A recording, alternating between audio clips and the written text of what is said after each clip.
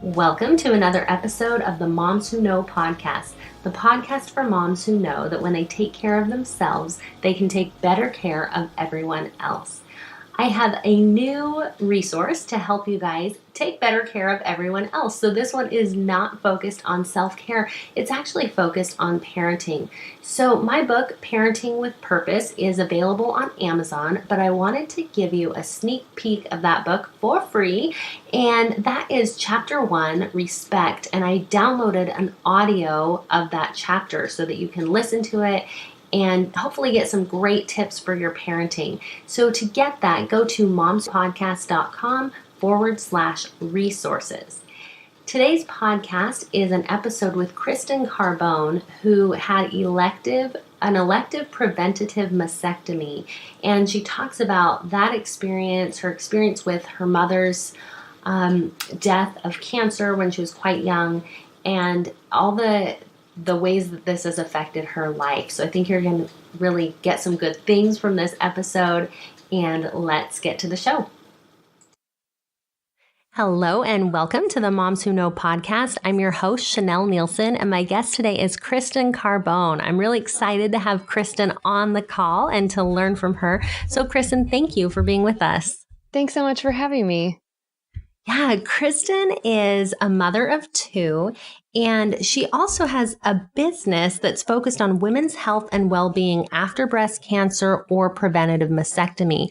She is passionate about the arts, and she has a story to tell about her own experience. And so we're going to just start there if we can, Kristen, just jumping right in. First, I guess we'd like to know what got you interested in this line of work in well-being after breast cancer or preventative mastectomy. Sure. So my mom was diagnosed with breast cancer in her early 40s, and she passed away from aggressive metastatic cancer at 49 when I was 23 years old. And at the time, there was no legislation that protected you against insurance discrimination if you had genetic testing. And so we had a discussion and decided that she wasn't going to have testing because if she had it, likely I had it, and that could, be a burden for me moving forward just from an insurance perspective. So I promised her that I would take good care of myself and go to doctor's appointments, but this was really during a time when she was quite ill. So I was, of course, focused on trying to keep her comfortable and doing what we could for her. So I said, I'll take care of myself. Don't worry about me. And it was years really before I started to think about what I was going to do to take care of myself. It wasn't until I had my son a few years after she had passed away that I thought, okay, I need to really be proactive about my health. And I never want my children to see me suffer in the way that my brother and I saw her suffer. And I started going to some wonderful, amazing doctors at NYU and started a screening program where I had a mammogram or MRI and ultrasound every 6 months. And so even though I was young and well and healthy, I felt a little bit like a guinea pig, and I was always preparing for or waiting for results from some kind of diagnostic testing. And it was also quite expensive because if you are doing something because of hereditary risk and you're not following sort of the regulated FDA approved timeline for doing things, most of the time insurance won't cover it. So, I was spending a lot of time and a lot of money and a lot of emotional energy on tracking my breast health. Well, I was fine. And eventually I had 2 little kids. And shortly after I turned 30, they found a lump in my left breast. And it was sort of a wake-up call for me. I thought, I'm not doing this anymore. And spent the next about year figuring out the landscape of having a preventative mastectomy, which included everything from sorting out how I would get care for myself and my children afterwards, but also working with my insurance company to get what I could covered and with my job. So there was, it took months of prep. But Wow. I'm on the other end of it and thrilled I did it. Okay. So I want to ask a question here. You said you were doing a screening program and it was more than what insurance would pay for. Yeah, I think, everyone's insurance is, of course, different. And this was back in, I think I started in 2009 and I had my mastectomy in 2013. So likely things are different now than they were then. There have been more laws and regulations around if you find out you have a genetic mutation or if you do something preventatively and that your insurance has to cover reconstruction. There's lots of new things that are happening that are helpful. But in terms of diagnostics, I believe that the standard age for a mammogram is 40. And if your doctor finds a lump or you find a lump and your doctor confirms that it's there and you need a test, that's a different story. But if you are someone who starts in your early 20s having mammograms and ultrasounds and MRIs and there isn't a problem yet, that is often not covered. Okay, that's interesting. Now, you said you were 30 and they found a lump. Was it a cancerous lump at that point or no? No, it was benign, thankfully. And the thing that really freaked me out was that it was in the exact same spot as my mom's primary cancer. So I was thrilled that it was a fibroadenoma, which is a benign growth. But also it really freaked me out. That's like a medically irrelevant fact, but somehow it really weighed on me. Yeah, it would. I get that. Because that's why you were even going in the first place, to be looked at, and being so proactive about it is because you had your mom's experience on your mind. So I think that makes total sense. Now, to go from a benign lump to a preventative mastectomy seems like a really big, scary jump. So how did you get there? Yeah, I think, it's not for everybody. And I blogged about my process at the time. I have a really big family. I'm lucky in that way. And it was hard to keep everybody kind of up to date on my thoughts and the decision making and when things were happening. And I also was doing it because this was before Angelina Jolie famously had hers and was on the cover of Time magazine and brought much more awareness to the issue and the choice to do this. I think a lot of people didn't know you could do it, and two, that there was a funny stigma attached to it, that it was like a free boob job. And let me assure you and anyone listening that it is not. And it was a hard thing to explain. I think people know more about it now, but watching someone die from cancer and seeing what that process was and the treatment and always fighting it and having it, even in there was a moment between when she had breast cancer the first time before the metastases became present, where she was very well and healthy and living her life. It still was, I know, always on her mind as a thing, like, well, this could come back or this could be an issue. And knowing that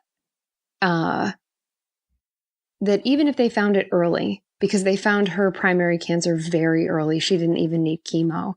And then it was spreading through her body in a way that they couldn't figure out. It was never in her lymph nodes. It wasn't moving through the way that typically cancer spread through your system. She became a case study at Johns Hopkins.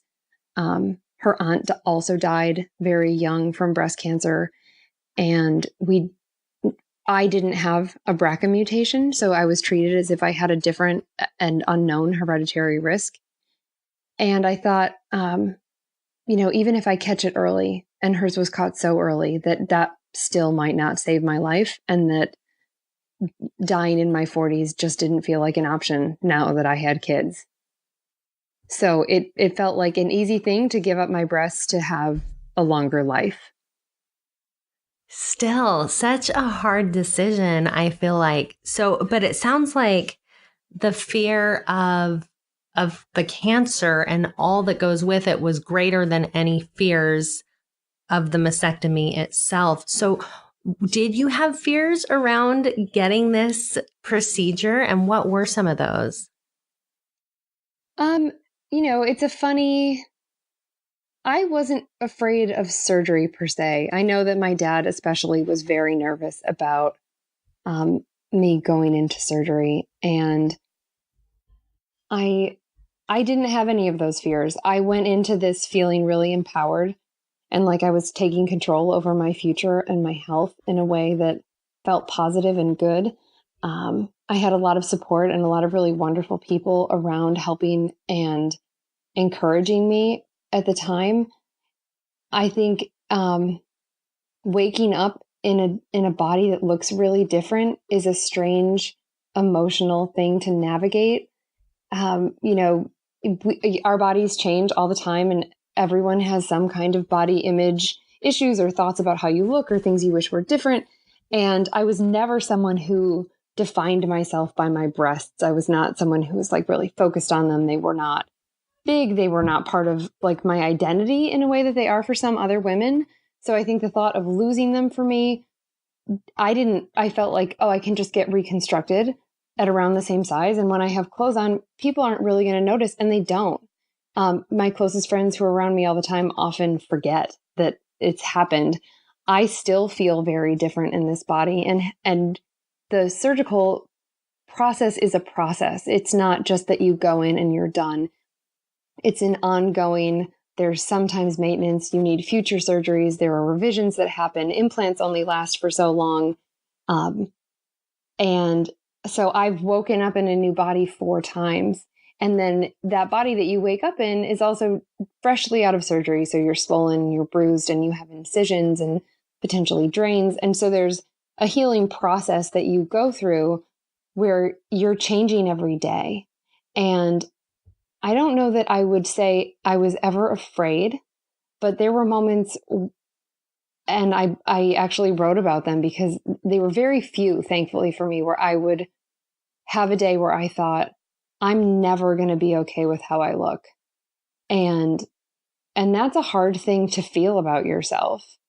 But I think, I've gotten used to my body. I've also been able to connect with a lot of amazing women who've done the same thing or had cancer and been reconstructed, or just women who have a relationship to this, and knowing that I'm not alone in this struggle makes such a huge difference. But I don't think I have not been afraid. I think that's not a word I would use to describe anything that happened around the process. There was things that were painful and things that were maybe a little challenging, but not fearful. Okay, that's interesting because that's where my mind first goes is I'd have a lot of fears about doing that. If in a lot of ways, I mean, emotionally, physically, just all of it. So that's an interesting perspective. So you said that you felt empowered through doing it, but were there any surprises along the way with your healing journey? Oh, totally. There's so many surprises, and they sort of continue.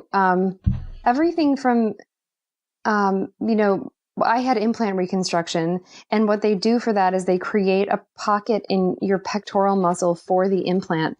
And so it's cut, and everything you do with your upper body feels different after that. Picking up your kids, swimming, lifting a box, carrying things, how you put on a backpack, like things that happen day in and day out really feel very different, and how your body behaves is different. And during healing, I found that I was in this very protective kind of hunched over posture. And I spent a lot of time doing yoga and focusing on trying to like open my chest back up and relax my shoulders and adjust my neck and my head, because I realized that the way that I was walking and the way that I was sitting and the way that I was moving through the world was affecting my body in a negative way. And that's sort of an ongoing thing. Like if I go to an exercise class or I go to do yoga or I want to go swimming in the ocean, I have to think like, okay, what is the way that I can move safely? And And part of what I'm trying to do with the business that I'm starting is providing services for women who are in the space that I'm in now, where there are things that come up where you're like, oh, I'm having this issue. And first knowing that you're not the only person having that issue, and then finding and knowing where to go to get that problem solved is huge. So whether it's a corrective exercise program, or whether it's a podcast about resiliency, or, there's all kinds of different things that I've realized I've needed. And then as I've talked to more women, realize that they need too. Like it's not just me. I'm not the only person whose implants are cold. I'm not the only person who can't lay on their back on the floor and put their arms over their head comfortably. There's just lots of funny little things that come up. But I think,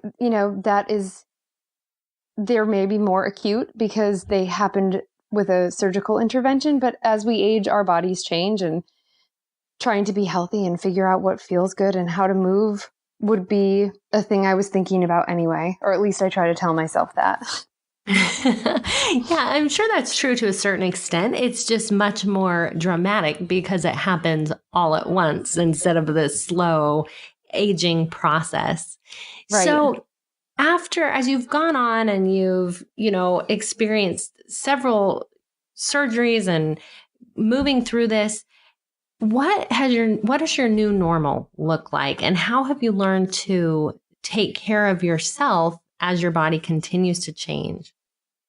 Yeah, I think I learned a lot about myself during this process. I was always someone who felt very self-sufficient, and I needed such an enormous amount of help and scheduled it all because I'm totally type A. I joke that I'm a recovering type A, but I had my children at the time were 2 and 4, and I had over 4 months of help kind of coming in and out and cooking meals or taking them to school or driving me to the grocery store or washing my hair. There was so many things I couldn't do, and it was really humbling. And I think it changed me as a person for the better, where I've become more empathetic and more understanding and more patient with myself and the amount of things that I can do in a day and what I expect from other people, because, no one's going to do a thing the exact same way that you do. But when you can't do it and you're so grateful to have someone, cook dinner or clean your floor, even if they're not doing it your way, it really is. It's still just such a wonderful gift. And I feel very lucky that my community rallied for me. I never felt unsupported, and I know not everyone has that experience, and I've been extremely lucky. And at the end of having months and months of people coming and going, I just felt so grateful. And one of my last blog posts was about really just not even knowing how to give back what I just got.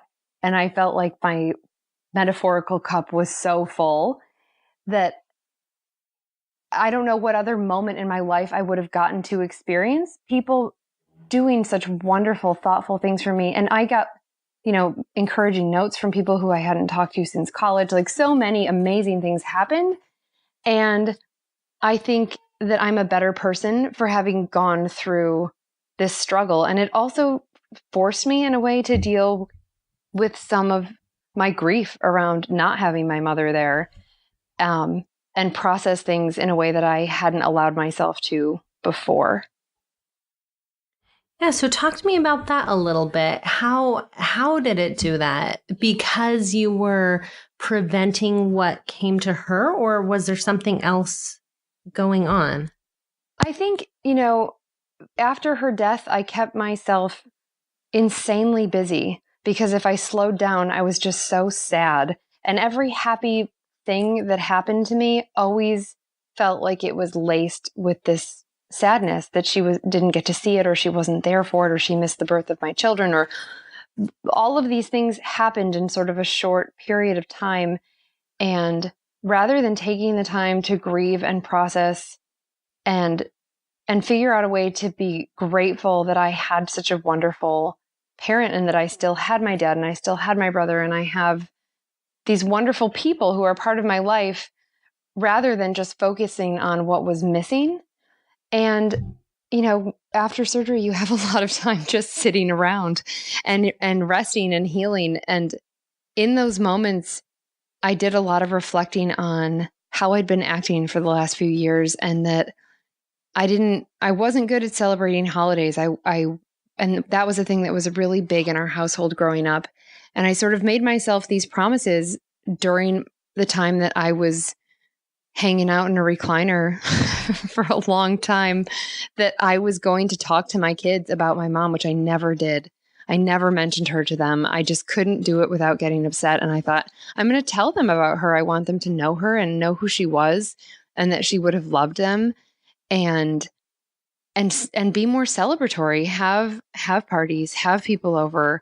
We moved so many times in a period of like 6 years that I didn't ever put roots down anywhere. And I thought, okay, I'm going to stay here and I'm going to meet people, and I'm really going to focus on if I'm making my life longer, or likely making my life longer, I should make it also happier. And I can choose to do that. And so that it felt like I not only got to make this conscious choice about my physical health, but I also in that moment was making choices about the health and the experience that I wanted to have with my kids during that hopefully much longer lifetime. And I do still struggle with holidays and how they used to be, and the traditions that I had growing up, and how to incorporate them, but make them new and different and happy for me and happy for my kids. But I think I wouldn't have spent the time considering that I wanted to put the effort in if I hadn't slowed down in a way where I was forced to slow down. I love that. I love that that came out of this experience. You mentioned earlier when you were talking about it that you felt empowered. Now, is some of that empowerment coming from this reflection and this, change emotionally? Probably, because I feel like it was sort of a whole person change. It wasn't just a physical change. It was an emotional change. And it was, I think differently about myself and about my role and my place in the world, and how I want to give back in a way that I didn't always. So I think, hindsight is, of course, a gift where you can say like, oh, well, this is how I was behaving before, and this is the thing that happened to me, and this is what I took from it. But yeah, I think because it was a real whole person change, I have a different perspective on it than if I hadn't had the option to choose to do it. Because if I had waited until I potentially had a cancer diagnosis, or if that lump had been cancerous, I would likely have been undergoing treatment, and it would have been a very different healing landscape and a very different emotional journey that was peppered with things that women are dealing with, and so many of them are unfortunately diagnosed with cancer, where you have to think about your mortality in a different way than I had to think about mine, and the long-term effects and the side effects. And some of those things are devastating. And I felt like I had relieved myself of this burden of potentially having to deal with so many big obstacles. And also so much of it for me was about my kids. Yeah, that's awesome. I think that that's really cool, that whole person change that you brought out. Now, I think that a lot of women in your same situation, it almost sounds like, yeah, bring it on. I'm ready. In your situation, you were like, okay, I'm going to do this. Not a lot of fear, I'm not hearing anyway, a lot of sadness or grieving. I imagine that a lot of women approach this very differently, with a lot of fear, a lot of grief, a lot of those kind of negative emotion. So as women are going through this, other women, how can they learn to embrace their situation and to get through this and come out with this whole person change better on the other side? Yeah, I think that's a really good question. And I think it's so different for each person. And I I try generally to surround myself with people who are very happy and positive. And there are women who have like going away parties for their boobs and where like their friends come and they're all topless, or maybe they're not topless, but they have cupcakes that look like boobs. And there is a surprising amount of humor that people have, I think, in these situations. And maybe part of that is for survival's sake and to mask a sadness or a fear. Um, and I don't have a magic answer to that question, but I think that I credit my positivity around this with the people who I was spending time with and how lovely and kind and supportive they were. And the awesome thing now that didn't exist then is all of these like online communities. And it is easy to network and find women who've been through it. Or if you have a question, or if you want to say like, I'm an X-year-old woman who is deciding to do this and I want to get reconstruction, and my current bra size is X and I want to be about the same size. Has anyone had a similar experience? Are you a similar size? And so many women will rally to support that woman if you ask for help. And I think, if you are on a Facebook group or even follow women who've gone through this on Instagram, the amount of compassion that these women have for each other is enormous and really heartwarming. And, just today I was commenting on someone's who had some fat grafting and she was really bruised and it's been really painful and she wanted to know how long it lasts. Like, you can kind of crowdsource these answers rather than sit home and stew in your sorrow. And I think that those people are out there and available if you look for them. So I would encourage anyone who's going through it and feeling sad and feeling unsupportive to like open up their computer and find someone local or find someone online, because there are so many people who want to help you. That's awesome. I'm so glad you had that support and that you, through your business, are helping to support women who are, in this situation. So tell people, if they are looking for help, how they can find you and get more information about you and the work that you do.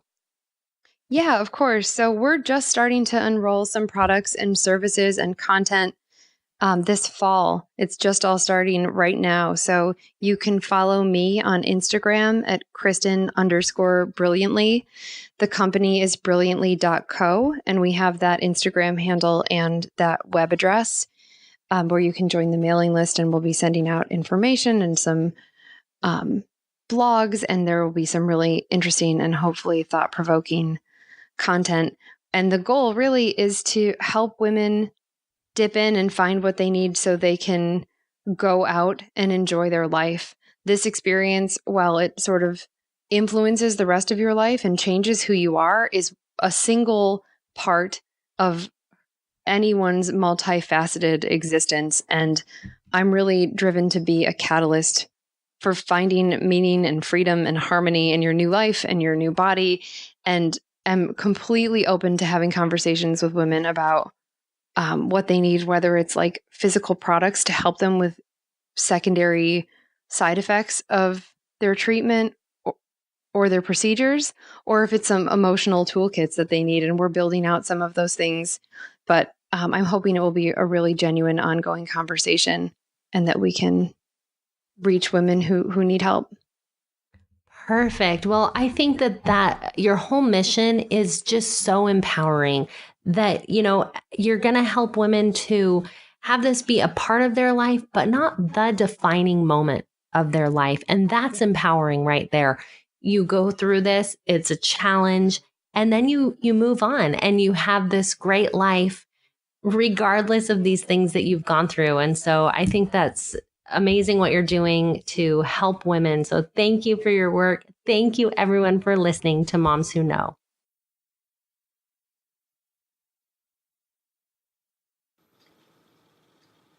Thanks again for being here on Moms Who Know. And as a reminder, you can get your free download of the audio chapter 1 of Parenting with Purpose at momswhoknowpodcast.com/resources.